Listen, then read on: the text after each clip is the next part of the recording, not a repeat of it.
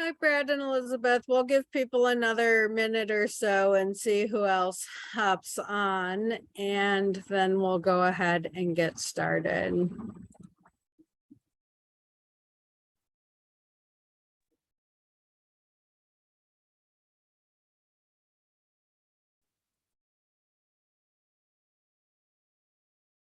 Hi, Nathan. You were just hopping on as I said we'd give people another minute or two and then go ahead and get started.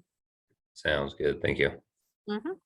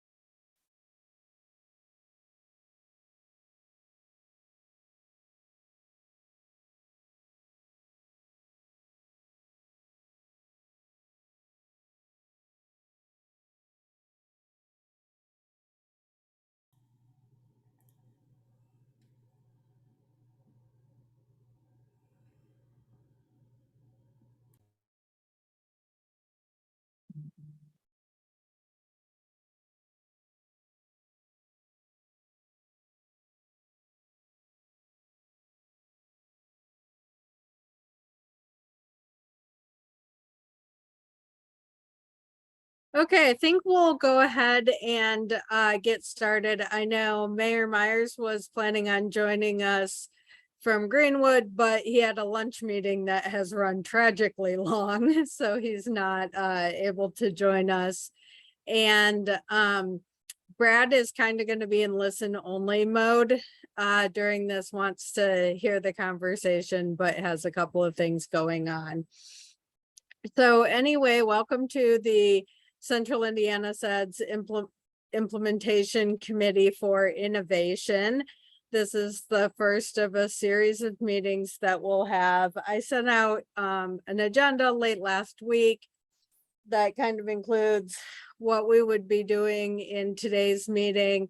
And today's meeting may not be very long because we have a sort of smaller group gathered, but that is absolutely fine. We'll do introductions. I'll go over some expectations, and then we'll share out some of what we're doing and what our priorities are right now that connect to the CEDS and particularly to innovation. And then we'll talk about maybe some ideas of a topic or a speaker we might want to have at our November meeting. So I will start with introductions and then call you as you're up on my little movie screen of boxes in Zoom. I'm Rose Scoville. I'm a principal planner with the Indianapolis NPO, led the CEDS planning process, and am now continuing forward with the implementation work. We will be convening every other month, and then in May we hope to have an in-person gathering where we'll go over performance measures from the CEDS and some other just kind of what's been done, celebrate successes, talk about things that may need to be changed in the plan as we live into it. We're also involved with other economic development projects and efforts around the region, and I'll talk some more about those as we get into the work that we're doing. So basically who you are and who you represent or who you work for, or what your role is in participating in this committee. Nathan? Yeah, so my name is Nathan Messer. I'm the Director of Operations and Economic Development for the town of Whitestown.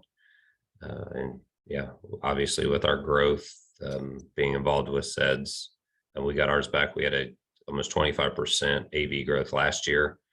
And we see our population tripling within the next 5 years. So yeah, you are currently in the hot seat. yeah, keeping an eye on kind of what's going on our area and around us is very important to us right now. So Thanks, Nathan. Elizabeth? Hey everyone, I'm Elizabeth Nash with John Bonner Neighborhood Centers. I am the East Side Economic Mobility District Director. A lot of the things that we're working on related to CEDS are like future plans. So excited to hear about what you all are working on and how we can work together. Fantastic. As I noted, Brad from Mybor Realtor Association is in listen only mode, but Mybor has been a tremendous partner in a number of activities related to housing and economic development throughout central Indiana. Nathan, would you like to introduce yourself? Sure, yeah. So thanks, Rose. I'm Nathan Ringham, the Senior Director of Research and Insights at the Central Indiana Corporate Partnership. The Central Indiana Corporate Partnership is the umbrella organization for several industry cluster initiatives: BioCrossroads, TechPoint, Connexus, AgriNovus, and Ascend Indiana. And nearly all of them, obviously, in their work and growing their sectors, touch on innovation. Fantastic. Thanks, Nathan. Carol, welcome to our club. Would you like to introduce yourself? Thank you so much, Rose, and good to see everyone. I'm the director of the Indiana Business Research Center at Indiana University, and we want to learn how we can help make the CEDS successful and work with Rose. Thanks, Carol. Carol and I have been working together on data related initiatives for more than 2 decades now. Yes. So it's fantastic to have her at the table. Will iPhone 127 identify yourself and introduce yourself, please? Hey Rose, how are you? This is Emil Ekio with InnoPower, and been excited being a part of this process now. The second time around, 5 years ago or 6 years ago now, and then again for this process. So excited to see how we can put everything to work and how we can also make sure we're bringing everybody along with us as we do this. Very good. Thank you so much, Emil. Taylor Hughes, welcome to the table. Would you like to introduce yourself? Absolutely. Sorry for joining late here, everyone. Taylor Hughes, Vice President of Policy and Strategy at the Indy Chamber. My portfolio covers our policy development work, things that end up on our legislative agenda and advocacy docket, as well as sort of long-term strategic economic development priorities for the region, and project managing some of those things. So I recognize a lot of faces on here, so good to see everybody. Thanks, Taylor. Adarius Gardner, would you like to introduce yourself? Hey, sure. Hi, everyone. Adarius Gardner. I am currently the Director of Government Affairs for Indiana University Health. And I also wear a couple of other hats, but one in particular being very involved in Indigo as well. So excited about being a part of this group, and look forward to learning from everyone. Thanks. Fantastic. And that's a great point. We are here to learn from one another. And so this conversation, I'll talk more about this in a minute, will be very much a conversation and focused on sharing. Emily Scott, do you want to introduce yourself? Sure. Hey, everyone. I'm Emily Scott. I was off camera because I'm slightly eating my lunch right now and didn't want you to be subjected to that. But I'm with the City of Indianapolis Department of Metropolitan Development, probably a little bit less so in my current role. I'm not doing as much kind of work with small business entrepreneurship as I have the last few years, but you know, from an economic development standpoint, and thinking about how the city can be more intentional to support innovation from the role that I'm in. Certainly I'm glad to be a part of the discussion and help connect dots and learn from others as well. Thanks. Thanks for joining us. And last but certainly not least, Sunny Lou Williams. Hey everyone, good to speak with everyone this afternoon. I am the CEO of TechServe Corporation, a project management and consulting firm. that focuses on public health, public safety, and public education. So in the innovation realm, what we're really doing is pushing forward Indiana models of care in all three of those areas. So really excited to be convening with this team to hear more about what everyone's doing and hopefully pushing that to the community side to develop frameworks and models that our wonderful federal agencies can fund and then cross promote to other states of what incredible Indiana innovations are doing in these particular areas. Fantastic. Thanks for joining us. I mentioned earlier that Mayor Myers was planning on joining us from Greenwood, but he had a lunch meeting that went really long, and so he's not able to join us this time. So next thing I want to do is just go over some expectations for how we work in this group. See if anyone has any questions or concerns about that, and then we can get into the fun part about talking about our work. So just a couple of things. We'll meet every other month. You should have those invitations on your calendar. Next May, we'll meet in person to do the overview of the performance measures, what's been done, and what's moving forward. We really want these meetings to be an opportunity to share and collaborate and talk more than to be working on filling out the implementation spreadsheet or anything like that. So I do ask that as you're working on things, you do go ahead and update that when you have a chance. And I'm throwing the link in the chat again. But that's not where we're going to focus our time during these meetings. Also, if I do a decent job of watching the IBJ and the Star and some other media for your big economic development announcements and what's going on.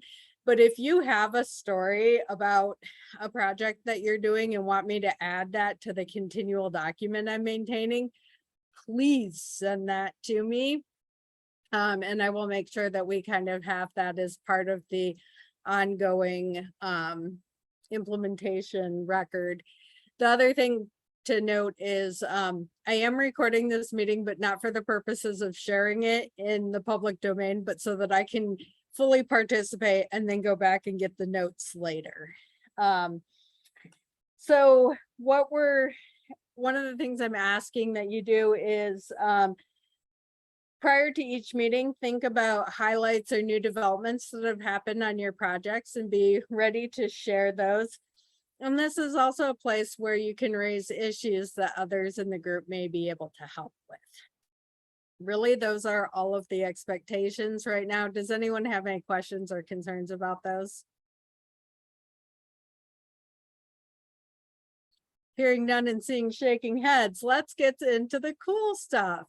What we'd like to do is just have everyone who wants to have an opportunity to talk about the work that you or your organization is doing within the innovation space and how you see that connecting to the work of the CEDS and to the broader region. I will ask for volunteers first, and then I may volunteer people as we go. Does anyone want to talk first? I think one of the things Rose would like to share is, so at InnoPower, we've been looking for the last 5 years is how do we accelerate economic productivity in our Black communities here in Central Indiana. We see just ample opportunities as the city and the region continues to grow. And a big part of that is through COVID, we witnessed everything we witnessed and the racial tensions and everything else. But we also saw an increased appetite from corporate Indianapolis to support Black businesses. Today, we have the Business Equity for Indy movement and organization with that. But we feel like one of the biggest things that we need to do here locally is to create an identifiable ecosystem that says, how are we going about supporting Black businesses? Right now, we have a lot of activity, but we don't have a defined ecosystem that the Black business owner can plug into. and then navigate the ecosystem to lead to where they want to be, which is generating revenue. So we've actually launched a project recently with Sagamore Institute and MetaCX, all around developing an ecosystem map, but an interactive ecosystem map that allows the business owner to identify resources they need and then plug into that ecosystem map to allocate those resources, if it's training, if it's financial literacy, if it's capital. So we're in the process of executing that now, and the initial stages is just a series of design sessions with business owners. But we also have been engaging the funders who funded this operation we're doing. The funders want to know, we are allocating so many funds to the activities in the ecosystem, but we really like to know how this activity, what is happening in the ecosystem, how many businesses are being trained, how the businesses are navigating the ecosystem and progressing through the ecosystem. And then on the back end, the Business Equity for Indy group wants to know how many businesses are in fact going on and receiving contracts or growing their businesses, right? So the ecosystem map is the initial phase of identifying the ecosystem and the activities in the ecosystem. And then as we build the map out, connecting the ecosystem where organizations are moving the ecosystem. And then finally, measuring the metrics in the ecosystem activity. So I wanted to share that as far as the project is ongoing right now. MetaCX, which is a local tech startup that builds a B2B tool, but I've been able to reconstruct that tool to serve the purposes for what we're trying to build. So we have organizations like Cummins, Lilly, JP Morgan Chase, all of those entities involved in helping build this out. But the goal of this tool is to serve the end user, which is a business owner, so they understand what resources are available for them and how they access those resources. That sounds great. Thank you so much for sharing. I know one of the things that we used to talk about related to housing more than innovation, but was that there should be no wrong point of entry for getting connected to the ecosystem of services. And it sounds like what you're trying to create and map out is creating multiple points where people can connect to that ecosystem and have there be like no wrong way to be an entrepreneur in central Indiana, especially a Black entrepreneur. That's very well said, Rose. For example, one of the personas that we've created just through engagement is the business owner who has a side hustle, but now wants to transition into a formal business.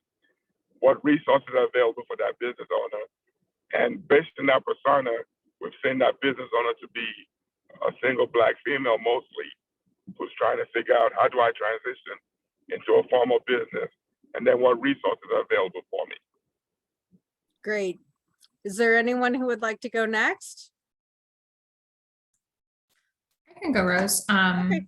This is maybe, it certainly spans things beyond maybe just what this group is thinking about in terms of innovation, but wanted to do sort of a shameless plug for an information session tomorrow about the city's new market tax credit program. So for those that aren't familiar with the new market tax credit program, that's a federal subsidy that community development entities apply for from the CDFI fund at the national level. And so tomorrow we're hosting an information session about the city's priorities for our new market tax credit program as part of our larger effort to build our pipeline of application or pipeline of projects that we would include in our application this winter. So I dropped the info session information in the chat, and then I'll drop the website for the new markets tax credit program in the chat. But really the reason I'm mentioning this in the context of innovation is the new markets tool is, oftentimes used, or at least we have used in Indianapolis to fund projects like YMCAs and health centers and charter schools and other kind of community serving projects. But I think we are looking to try to identify more pipeline projects that maybe are more in the industry innovation space. I think one of the projects that we financed through our last allocation was actually the 16 Tech Innovation Hub building, or the building that the AMP and 76 Forward and other groups like that are in. And so I think both from a real estate standpoint of financing space that can be suitable for, create the right environment and have the right equipment and tools and resources necessary for innovation. Certainly we're interested in projects like that, but also there are, I think, looking at other markets and also thinking about ways that the new markets can be used. I think one of the kind of like innovative things that we're thinking about trying to seed would be using new market tax credits to help start a green bank that could help finance kind of green infrastructure and green energy projects in Indianapolis. And so I probably am not going to say any more because for those that know, new markets are very complicated in their how they sort of blend into projects, but would welcome you all to share both the intake application, which is due October 14th, and the info session that's actually tomorrow afternoon, with any folks in your network that may be interested in just learning more about the program and how that funding source could potentially be a source to support, a project that would, bring a new kind of innovation hub or innovation program into our Marion County network. Thanks for sharing that, Emily. When new market tax credits were launched 21, 22 years ago, nobody knew how to use them. Like, the information sessions were terrible because nobody understood what was going on with them.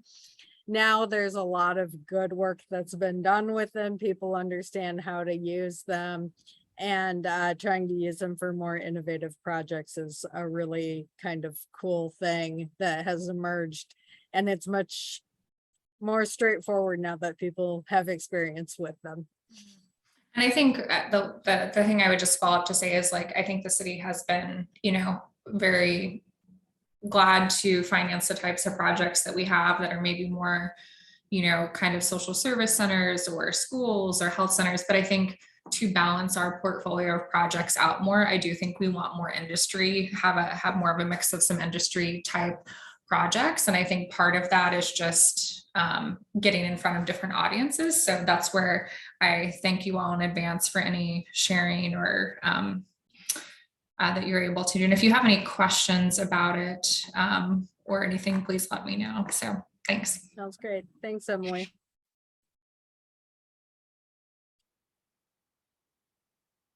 Taylor, are you dying to hop in with something? Not dying, but happy to. Yeah, if that's helpful. So yeah, from the chamber's end, a couple of the goals, like obviously kind of hit right in our sweet spot in terms of the first kind of element of business retention recruitment is sort of bread and butter for our Develop Indy and Indy partnership teams. For those who don't know, both of those two entities do transactional contract-based economic development for municipalities around the region. So Indy Partnership handles municipalities in the 9-county area, and Develop Indy is the contractor for the city of Indianapolis. So certainly the business retention and recruitment is huge for us. The narrative of the region part as well, in the sense that one of the elements of our Indy partnership team is the Life in Indy work, which is a grant-funded effort to basically do talent and image marketing around the country. So that looks like both sort of kind of TMAP style, both perception monitoring and recruitment of individuals who meet our kind of sweet spot of folks that have Indy ties, that might be of a certain age, interested for family reasons and coming back to Indianapolis, and who hit some of our industry clusters. But the other side of Life in Indy is placement of stories with national publications and media outlets that are indie based and are produced by partners in the indie area. So doing some of that narrative stuff as well. But I think the piece that might be most interesting to this group is, and actually Emil really hit a lot of this is kind of the enterprise or entrepreneur services piece. So we've got a CDFI under our business ownership initiative, which has been doing lending for the last 4 years to small businesses around the region. Kind of kicked into high gear during COVID because there was a really significant need, but we're looking to scale that up over the next several years.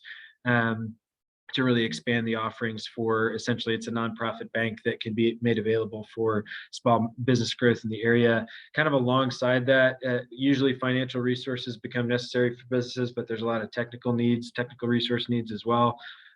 So whether as part of the BEI effort that Emil mentioned, and that we're partnering with InnoPower on in many ways, or just on the business coaching side, we're really trying to expand our, essentially, I've kind of coined it as business problem solving resources, whether that's in the procurement space, looking to get contracts with some of our largest employers in the region, or we've just launched recently the workforce pilot, which is really focused on what does it look like for small and mid-sized businesses to attract and retain diverse talent, and how can we help them do that? So things like that are really kind of where a lot of our focus is going these days. The justification being certainly from an inclusive growth and diversity perspective, a lot of Black-owned businesses or businesses owned by people of color are smaller businesses. And so want to provide support to those entrepreneurs who are really making waves in our community. But also a lot of our workers around the region work for small and mid-sized companies. And so we really feel that they're a critical part of what it means to grow the Indy region as a whole. And so looking to support them whenever we can. Great. One of the things that is interesting about life in Indy is that it's trying to tell this story not only to people who have left to get them to come back, but tell the story for those of us who came from somewhere else and have been in Indy for a while. Like, why are we here? Why have we stayed? And what do we love about Indy? And sometimes it can be hard to remember to tell that story in a fantastic way if you're here every day. And so, you know, whenever you have an aha moment about like, Indy's pretty great, you know, that's the kind of stuff that they're trying to highlight through that initiative. And it's been fun to follow it. Thanks, Rose. Yeah, and I think we see it as fundamentally like, how do we kind of help bump the work that's already happening out there? Like, we're not looking to generate all this content, and candidly, it would come off as totally inauthentic and disingenuous if we did. It's about connecting to the folks who are doing the work out there and helping, you know, highlight their story and provide some extra oomph to some of those things. So, yep. Fun fact that some people know, some people don't. About a third of the staff in my office are Michigan expats, including myself. Many of us long-term expats. So it's kind of a funny thing to work in an office like that. But Carol's laughing at us. Why don't we bump out of Indianapolis for a minute and see what Nathan is up to in one of the fastest growing communities in the state? Yeah, so our focus is kind of all over the board, honestly, just because it's evolving so quickly up here. And when we go a direction, we were going one direction, but then IEDC put the LEAP district up here just north of Lebanon. So that's leading to a lot of kind of refocus, just because some of the announcements, while they haven't gone public, there's some big announcements coming. Things related to the EV industry, the semiconductor industry, spinoffs from Skywater that's going West Lafayette. So what our primary focus is, while waiting on some of these announcements to see how we supplement those, is still focusing on quality of life, because one of the big pieces that come is wanting workforce. So the qualified workforce for that, they want nice places to live. So it's doing a lot of, we're just did RFP to take 14 acres of our downtown area and completely level and revitalize it, removing old co-ops, old depot stations, buildings that are caving in, and making a sizable investment there. It's taking the old salvage yard Rex development. We finally got all that through IDEM. So that project will be moving forward in the next couple months with construction. And both of those are multi-$100 million projects. We have the new midpoint that opens in November. We've set aside areas there to try and bring more tech jobs. We have a lot of e-commerce. We're trying to step away from that. It's great. It brings a lot of AV initially, but it has a lot of workforce problems and draws. I also sit on CERTA as board member there, the Boone County rep, and we have a route that helps bring workforce, but there's a lot of difficulties and challenges with it also. So just trying to figure out how we keep the workforce and then trying to play off of this LEAP district.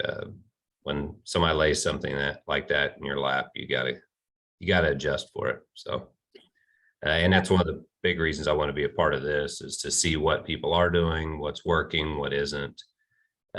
We've kind of modeled that way in Whitestown with looking at the opposite that happened over with Fishers and Noblesville, and what they went through 10, 15 years ago is where we're at now, just on a faster pace because Indy as a whole has grown bigger. So just trying to learn along the way and help add value where I can. Fantastic. Yeah, there's a lot of exciting stuff going on out there. And also kind of interesting trying to balance the people who have forever identified as being from Whiteland Whitestown with the new population, new growth, new type of development, new everything. Has got to be a challenge in defining who you are as a community. Yeah, and it is, but isn't. In 2000, our population was 256 people. In 2010, we were at 2,600. The last census, we were at 9, but at the last census, we had 4,000 COs out there. So units, residential units. And we've already approved an additional 5,600 that'll be going in within the next 3 to 7 years. And we have others that, like, we had a meeting today with a group that wants to put in 700 more houses, 300 more townhomes, and 1,000 apartment units. So those numbers are going to keep increasing quickly. Yeah. So it's where we want to definitely get the tech, the higher paying jobs, create that environment to where the people want to live here, and we can provide that workforce for those career paths. Fantastic. Thank you so much. Is there anyone else who wants to jump in with what they're working on? I wouldn't mind, Rose, if that's okay. Go ahead, Carol. You were Uh, on my short list of people to call on. Oh, well, thank you so much for that. Well, I hope everybody knows that at the Business Research Center, we cover the people and economies of throughout the state of Indiana. And there are a couple of things that I think are going to be helpful for this project. One of them is we're getting ready to update our Innovation Intelligence Index. And what I'd like to do is create a special briefing for you all around the CEDS project about innovation in the region, and just be able to track where the strengths and weaknesses are, and perhaps give you all talking points, material that you can use in your work. We also are taking under our wing at the center the Enterprise Core project that the Kelly School is working on with the Indy Chamber. And with that, we want to build a foundation of performance measurement, so that as that program is working with entrepreneurs, and particularly Black and Hispanic entrepreneurs, where we measure project progress and that we're able to tell the story. You know, part of the problem is that we don't have a sufficient supply of evidence. It's out there, but it's been difficult to measure. And so I appreciate everyone so far this afternoon talking about stories, telling the stories, telling it about the people, but also being able to quantify the evidence of growth, improvement, and what the pathways are for people. And speaking about pathways, we're doing a lot of pathways work.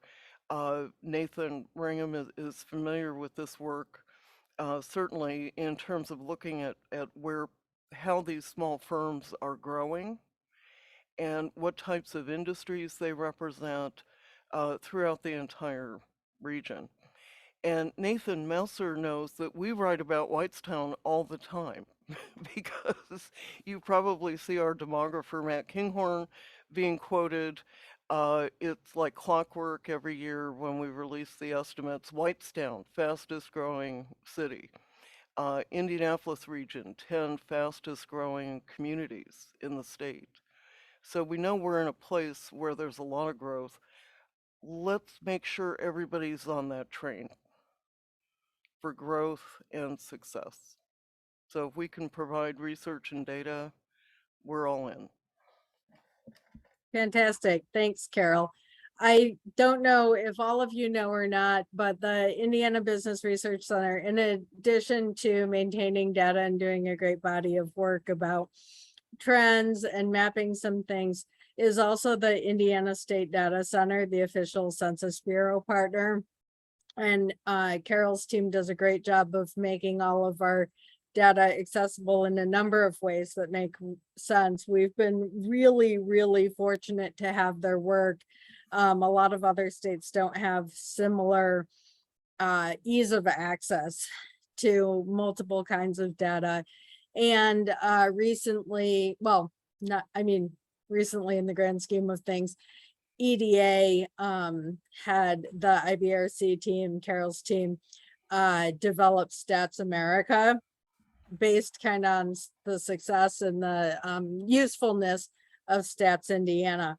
And so that takes a number of different tools that they're developing at a nationwide basis. And part of that includes some CEDS research and the active CEDS. Hopefully once ours is fully approved, it'll be up there too. Oh, that'll be sweet. Yes. Yes. So we do have those great data resources, and that all comes right out of Central Indiana. Anyone else want to hop in with their work? Hey, I guess I'll hop in. Great. Just first and foremost, I really appreciate hearing everyone else kind of share about what they're engaged in.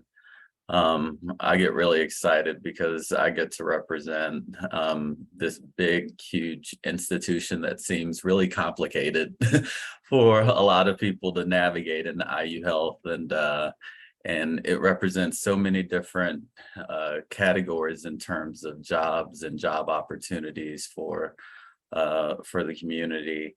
But I'm also really excited because we are in this interesting time frame where we're consolidating two facilities. You have a Methodist hospital that's roughly about 117 years old this year. And then you also have a university hospital that's about 66 years old. We've been operating those two facilities as one leadership structure, but two different campuses, which is grossly inefficient, as you can imagine. And so really excited that our board and our president, Dennis Murphy, made the commitment to staying downtown and investing in our downtown campus, which is and I apologize to all of those in Indy for the construction My red line.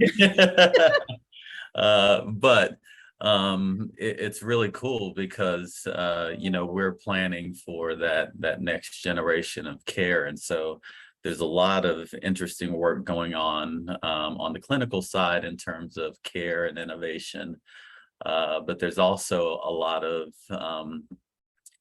work happening in terms of the way that I think we are approaching healthcare as a system, and a stronger recognition by our leadership to begin to try to impact people a lot more well before they make it to our emergency rooms. And so it really has us thinking about, and I get excited because this is the work that I'm right in the middle of right now, and thinking about how do we bring this realization of a health district into play. And that's really thinking about a physical location. And when you think about, you know, what's around Methodist currently, there is a pretty there's a pretty distinct you know,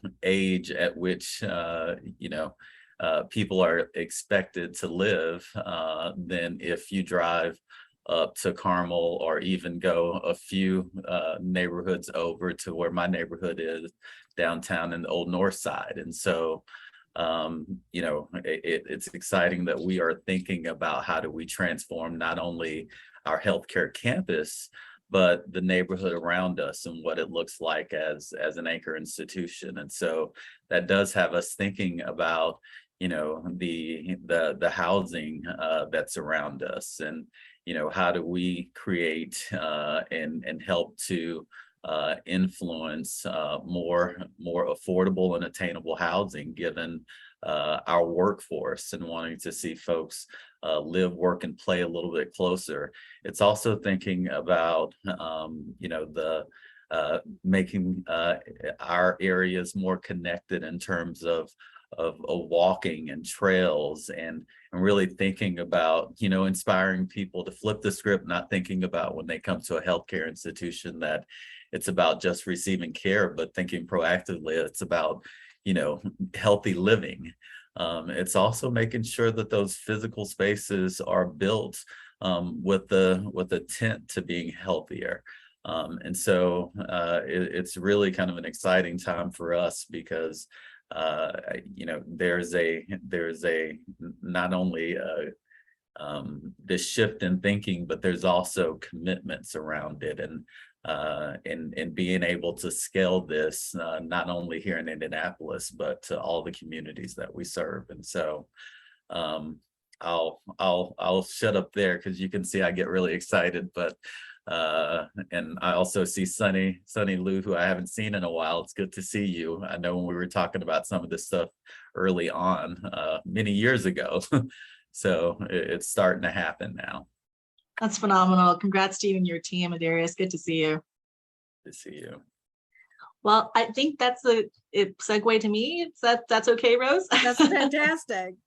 Well, I'll try to keep it very brief. I have 3 very exciting projects to share with you all. And Emily, I will definitely be following up with you on the new market tax credit. I think there's some really fantastic tie-ins to the projects that we're doing. So first, close to home first, with the 46218 area focus, we, in partnership with Indiana University School of Informatics and Computing and Eastern Star Church, with the newly built Rock Community Center that was supported through enhancing Indianapolis opportunities, the grant through the Lilly Foundation, a beautiful $8.5 million community center built on the east side. We have won yet another grant. I'm so excited to announce that the Department of Education 3E Pathways grant was won in partnership with IU School of Informatics and Computing, our firm, Eastern Star Church, as the designated central location to support a full 2 years worth of 6th through 8th grade STEM programming, free to families that are convenient to transporting their kids to the Rock Community Center. That is a continuum of care project that extends those 6th through 8th grade STEM learners to the IU School of Informatics and Computing existing IDO program, which is Diverse Enhanced Workforce, which existing places STEM 11th and 12th graders into both internships and also continues their STEM education. As part of the grant, we've supported the 6th through 8th grade program, and they'll be expanding IDO, which exists in 8 high schools being taught by IUSOC professors and staff. So Arsenal Tech and surrounding high schools to include 9th through 10th grade. So ideally at the end of this 2 years, we will have 200 students that will have gone through 6th through 8th grade, and then 400 students that will have gone through the 9th, 10th, 11th, 12th grade program, graduating 11th and 12th into the participating employer partners that are on deck to hire specifically STEM education folks. Part of this innovation is also that the students that participate throughout, this is work in progress, so not yet ready, but the students that participate throughout will receive IU that will be towards first collegiate and essentially a leg up. It's very similar to kind of the advanced placement model, but a leg up in being able to transition into college placement as well, should a associate's or other technical degree not be their area of interest. So in consideration of that project, in a call out to this team, I would love to have any folks that are specifically interested in youth education from a 6th through 12th grade band to, we have a speaker series of connecting the community to the Rock Community Center and sharing these programs with families in the 46218 area to say, here's additional resources, here's comprehensive programming and support for all of the other components. So Darius, I'll certainly be following back up with you, and Carol with yourself as well, and Emil, to just discuss some of the areas of opportunities for continuing ed, holistic healing and support for families. The second project is not close to Indianapolis. It is in Gary, Indiana, and we've developed a FEED Gary plan. FEED stands for Faith Empowering Economic Development. The FEED Gary plan is intended to become a comprehensive economic development plan. So Rose, I'll be reconnecting with you on formatting, but it was intentional to be, we've had, myself personally, when I was formerly a telecom exec, I've had a lot of interaction with the city of Gary in the past with the wind farm, the casino, and the Gary Chicago Airport. And I've always had a place in my heart for the city because the residents have always been incredibly supportive of each other as neighbors. So an example, the work that we do in public health centers around recovery housing. And in the majority of the communities I work in, the first session is always one with the county council or city council, where it's always a town hall on a very stigma, not in my backyard conversation. In the city of Gary, when we went and had this conversation about the need for recovery housing, we spoke at one town hall, which resulted in 4 congregation presentations, and the residents supported 22 homes with 65 units for recovery housing. And these are residents that these were their Airbnb homes, second homes, just other properties that they own. And so that outpouring has become a totally different model that the Division of Mental Health and Addictions is reviewing currently for grant support in recovery housing renovation, so that we can get folks placed within that environment. So with that said, innovation is really having our faith-based organizations lead. And so that Feed Gary plan has resulted in 6 formalized pillars and 24 pathways, of which a good friend of mine that I'm sure all of you know, John McDonald, has graciously accepted to help us to create the Community Impact Fund in Gary, specific to these faith leaders and specific to focuses within the recovery housing, holistic healing, and development of new markets within Gary. And then a little bit closer to home, look in Indianapolis, we're looking at essentially kind of regionalizing these efforts that the Indianapolis region, central Indiana region has done so well, and really kind of formalizing that into hopefully transporting a lot of that model into the Northwest region to really support the economic development there. So we've had conversations with quite a few groups, including Elevate Ventures, TechPoint, IU teams, and also CICP, et cetera, in what we're kind of terming as the Regional Entrepreneurship Investment Fund, which will be looking at how do we fund that continuum of entrepreneurship development from a real, like a small business formation perspective with capital support. So I know that some folks are kind of trading seats in our SBDC. So I'm hoping that we can reconvene shortly as we get new folks at the point of contact. So quickly, in summary, innovation in STEM model, innovation in faith-based leadership and economic development, and then innovation and regionalization of these fantastic frameworks that Central Indiana has really done a great job with, and piping them to other areas of need with a specific focus on under-resourced communities. Fantastic. Thanks for sharing. One of the other things I want to share is just making sure everybody's aware that in addition to the amazing data resources that the IBRC has, the IMPO has a wealth of data as well, especially as it comes to transportation and different elements of the transportation system. We also have a lot of business level data. We purchase data on an annual basis and spend a significant amount of your taxpayer dollars on data purchase and the ability to make maps and dashboards and such. So if there's ways that we can support your initiative, reach out to me. I'll connect you to our data team. They're good at what they do, and a small but mighty team. So just a plug there. The last thing that I'd like for us to talk about is there a topic or a speaker that we would like to have for our November meeting to maybe give a 15 or 20-minute presentation as part of this meeting?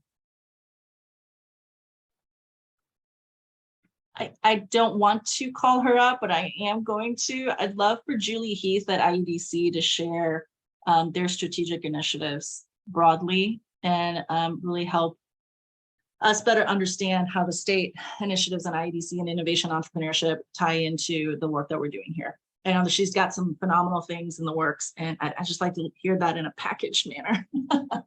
That's a great idea. Are there other ideas? Because certainly we can have more than one idea because we'll be meeting more than one time. So.